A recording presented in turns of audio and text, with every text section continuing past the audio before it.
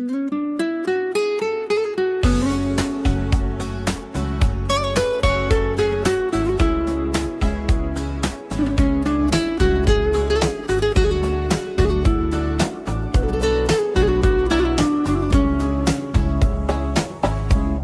bahorni kutgandim, kuz kirib keldi yana.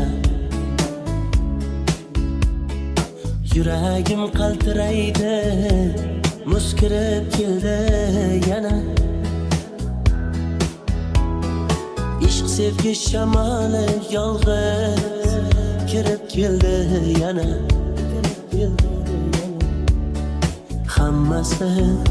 Hammasi sevganim uchunmi? Dunyolarga ishonmasdim, senga ishonganchalik. Seva olmading sen meni, seni sevganchalik. Dilimni og'ritmagan hech kim senchalik. Hammasi sevganim uchunmi? Hammasi sevganim uchunmi?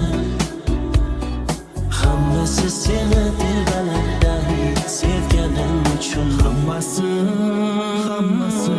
sevganim uchun.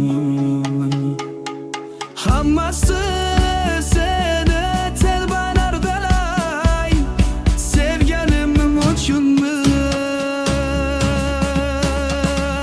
Men sevgimdan xavotir emas, men qalbingdan xavotirdaman.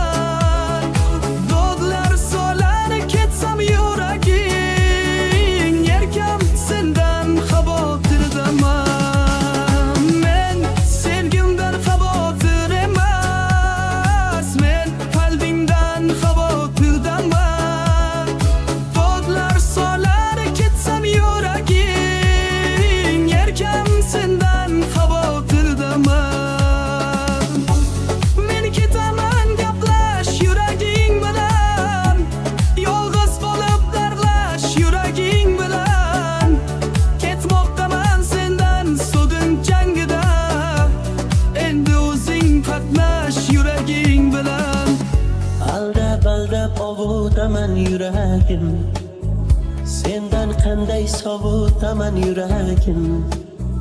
Chalkash urib so'ray bersang har kuni, uni qanday unutaman yuragim.